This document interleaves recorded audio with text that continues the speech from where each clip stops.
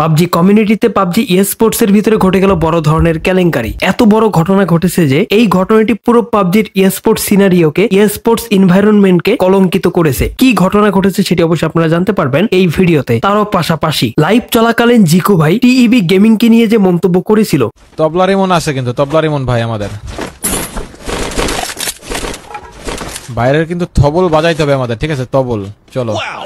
সেই মন্তব্যের কি ধরনের জবাব দিল টিএবি গেমিং তার ভিডিওতে, সেই বিষয়টি সম্পর্কে আপনারা জানতে পারবেন। তবে সর্বপ্রথম আমরা যে টপিকটি নিয়ে কথা বলবো সেটি হলো ফ্রি ফায়ারের বর্তমান ইকোসিস্টেম নিয়ে। প্রতিনিয়ত ফ্রি ফায়ারের মডারেটর ম্যানেজমেন্ট নিজেদেরকে গুছিয়ে নেওয়ার জন্য সর্বোচ্চ চেষ্টা করে যাচ্ছে। কিছুদিন আগেই এশিয়া কাপ কোয়ালিফায়ারের ভিতরে বাংলাদেশের এবং ভারতের যে ম্যাচ ছিল, সেই ম্যাচের কিন্তু স্পন্সর ছিল ফ্রি ফায়ার। বাংলাদেশ ফুটবলের পুরুষ দলের সাথে পার্টনারশিপের শেষে এবার নারী ফুটবল দলের সাথেও কোলাবরেশনে যুক্ত হলো ফ্রি ফায়ার। বিষয়টাকে কনফার্ম করা হয়েছে গায়ানা ফ্রি ফায়ার অফিসিয়াল পেজের পাশাপাশি বাফুফে অর্থাৎ বাংলাদেশ ফুটবল ফেডারেশনের অফিসিয়াল ফেসবুক পেজের ভিতরেও। শুধুমাত্র পার্টনারশিপেই নয়, যেদিন ম্যাচ চলমান ছিল সেদিন কিন্তু ফ্রি ফায়ার গেমটিকে প্রচার করার জন্য বেশ কিছু অ্যাক্টিভিটিসেরও আয়োজনও করেছিল ফ্রি ফায়ার। বাংলাদেশের স্পোর্টস এর জন্য ফ্রি ফায়ার থেকে আরো বড় ধরনের একটি সুখবর হলো এফএফএম এশিয়া ইনভাইটেশনাল 2025 এশিয়ান এই ইনভাইটেশনাল টুর্নামেন্টের ভিতরে বাংলাদেশের পাশাপাশি নেপাল, পাকিস্তান, ভারত থেকেও দলগুলো থাকবে। আর এই ইনভাইটেশনালের ভিতরে মূলত এফএফডব্লিউএস বাংলাদেশ কোয়ালিফায়ারের যে টপ 6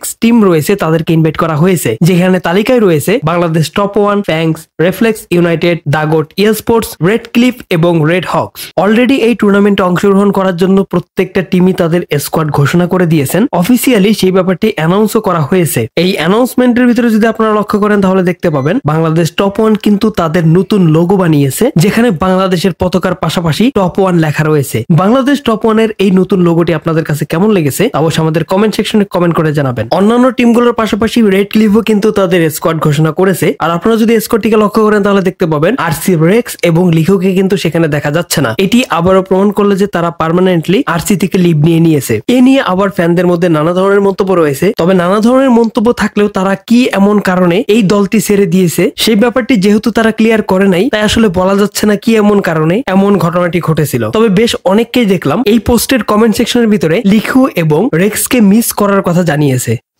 পরবর্তী টপিকে যাওয়ার পূর্বে আপনাদেরকে বলতে চাই, আপনারা যারা যারা ফ্রি ফায়ারের ডায়মন্ড পারচেজ করতে ইন্টারেস্টেড রয়েছেন তারা চাইলে আমাদের ম্যাঙ্গো টপ আপ ওয়েবসাইট থেকে ঘুরে আসতে পারেন। এটি সম্পূর্ণ ট্রাস্টেড এবং আমাদের নিজের কন্ট্রোলে থাকা একটি ওয়েবসাইট, যেটির সকল বিষয়গুলো আমরা নিজেরা নিয়ন্ত্রণ করে থাকি। তাই অবশ্যই আপনারা নিশ্চিন্তে এখান থেকে ডায়মন্ড পারচেজ করতে পারবেন। ডিসক্রিপশন বক্সের ভিতরে লিঙ্ক দেওয়া রয়েছে, আপনারা অবশ্যই সেখান থেকে চেক করে নেবেন।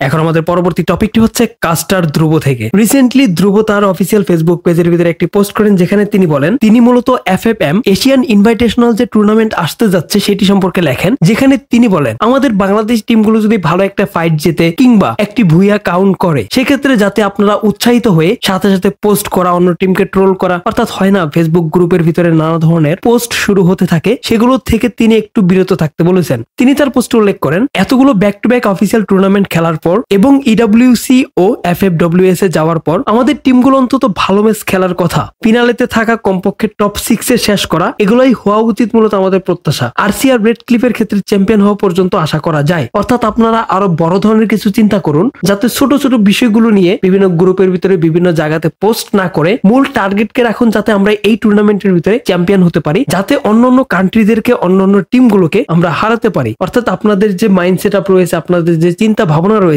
সেটিকে গ্রো আপ করার কথাই বলেছেন ধ্রুব তার পোস্টের ভিতরে।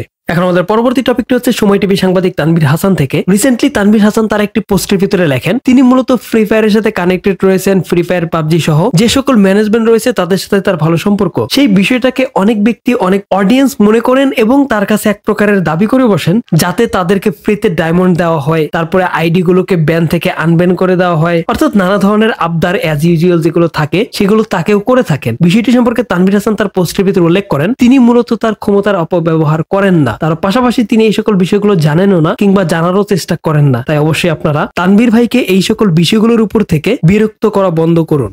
এখন আমাদের পরবর্তী টপিকটি হচ্ছে টিইভি গেমিং থেকে। টিইভি গেমিং তার একটি পোস্টের ভিতরে জিকু ভাইকে নিয়ে কথা বলেন, যেখানে তিনি মূলত দেখান লাইভ স্ট্রিমের ভিতরে যখন জিকু ভাইয়ের ম্যাচে টিইভি গেমিং পড়েন তখন লাইভের ভিতরে জিকু ভাই টিইভি গেমিং কে তবলা রিমন বলে সম্বোধন করেন। আর এই বিষয়টিকে মোটেও ভালোভাবে নেন নাই টিইভি গেমিং। তিনি তার আপলোড করা ভিডিওর ভিতরে জানান জিকু ভাই একজন রেসপেক্টেড পারসন, তিনি যখন এইরকম বিহেভ করবেন কিংবা ইমেচিওরের মতো কথাবার্তা বলবেন তখন ব্যাপারটি মোটেও ভালো দেখায় না। জিকু ভাইকে উদ্দেশ্য করে টিইভি গেমিং কি বলেছিল তার ভিডিওতে, তার একটি অংশ আপনাদেরকে দেখিয়ে দিচ্ছি। ম্যাচে তবলা রিমন ভাই আছে, সাকিব মল্লিক আছে, চলো দেখা যাক। টিইভি রিমন ভাই, তবলা রিমন ভাই পড়ছে কিন্তু।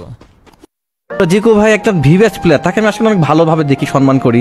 ম্যাচের ভিতরে পড়লে সবসময় তাকে জিকু ভাই বলে দেখি, জিকু ভাই পড়ছে, ভিভ্যাচ পড়ছে সবসময়, কিন্তু ভাই কখনোই তাকে নিয়ে কখনো খারাপ ব্যবহার মানে কথা বলি নাই। বাট জিকু ভাই আজকে না, ইদানিং ম্যাচে রেগুলারই পড়ে। তো আজকে আমি যখন লাইভ শেষ করতেছিলাম তখন অনেকে এসে আমার কমেন্ট করতেছে জিকু ভাই নাকি আমাকে নিয়ে খারাপ কথা বলতেছে। তো আমি বিশ্বাস করিনি। পরে আমি জিকু ভাই লাইভে গেলাম, যাই দেখি আসলেই জিকু ভাই আমাকে নিয়ে ব্যঙ্গ করে কথা বলতেছে। তখন দেখার পর আসলে অনেক খারাপ লাগলো জিনিসটা, যে জিকু ভাইয়ের মতো মানুষ, ভিভ্যাচাল একটা মানুষের ম্যাচুরিটি এখনো অনেক নিচে রয়েছে, এটা আসলে চিন্তা করা যায় না। এটা 9 বছরের বাচ্চারা হয় বললে ভাবা যায় যে 9 বছরের বাচ্চা কাচ্চা যারা আছে তারা না বুঝে অনেক কিছু বলতে পারে। বাট জিকু ভাইয়ের মতো একজন ভিভ্যাচ ম্যাচুরিটি সম্পন্ন মানুষের মধ্যে ইম্যাচুরিটির এখনও রয়ে গেছে, সেটা আসলে তার কথাগুলো প্রথমে শুনলেই কিন্তু বুঝতে পারবেন। তো যারা এই মুহূর্তে ভিডিওটা দেখতেছেন, আসলে আমি কি বলবো, আপনারা আসলে খারাপভাবে নেন না, এটা জিকু ভাইকে আসলে বলার জন্যই যে জিকু ভাই একটু আপনার সংশোধন হওয়া উচিত। আপনাকে আরও অনেক বেশি বুদ্ধিসম্পন্ন হতে হবে, আপনাকে আরও ম্যাচিউর হতে হবে। আপনি যেহেতু একজন সম্মানীয় মানুষ ফ্রি ফায়ারের কমিউনিটিতে, তো আপনাকে কি বলতেছেন না বলতেছেন, কাকে উদ্দেশ্য বলতেছেন সেটা বলার সময় অবশ্যই লক্ষ্য রাখতে হবে। আপনার এবারে আসি পাবজির সেই ঘটনা যা মূলত পুরো পাবজির স্পোর্ট সিনারিওকে কলঙ্কিত করেছে। গত পিএমএনসি অর্থাৎ পাবজি মোবাইল ন্যাশনাল চ্যাম্পিয়নশিপে কিন্তু উইনার হয়েছে এটিআর, যেখানে প্রতি বছরই A1 স্পোর্টস এই টাইটেলটিকে জিততেছিল। সেখানে হঠাৎ করে এটিআর এর নাম চলে আসায় A1 স্পোর্টস বিশেষ করে সিনেস্টারের পক্ষ থেকে একটি অভিযোগ আসে, এটিআর এই টুর্নামেন্টে এই যে ন্যাশনাল চ্যাম্পিয়নশিপ রয়েছে সেটিকে স্ক্রিপ্টেড একটি গেম প্লের মাধ্যমে অর্জন করেছে। আর সেই ক্ষেত্রে আতার ফোর্স নামক একটি স্পোর্টস অর্গানাইজেশনকে বলা হয় তারা মূলত A1 স্পোর্টস কে টার্গেট করে কিল করতে এসেছে। শুধুমাত্র তাই নয়, এটিআর কে তারা নিজেদেরকে ফ্রি কিল অর্থাৎ পয়েন্ট যাতে বৃদ্ধি পায় সেজন্য ফ্রি কিল হিসেবে উৎসর্গ করেছে। সে সময় এ ব্যাপারে নানা ধরনের কথা হতে থাকলেও পরবর্তীতে অফিসিয়ালসরা যখন এই বিষয়টিকে চেক করে, অফিসিয়ালসরা পর্যাপ্ত পরিমাণে প্রমাণ না পাওয়ার কারণে বিষয়টাকে ফেয়ার বলে, অর্থাৎ এটিআর ফেয়ার ভাবে ন্যাশনাল চ্যাম্পিয়নশিপ জয় করেছিল। কিন্তু গতকাল আতার ফোর্স অর্থাৎ অন্য যে টিমের উপরে এলিগেশন এসেছে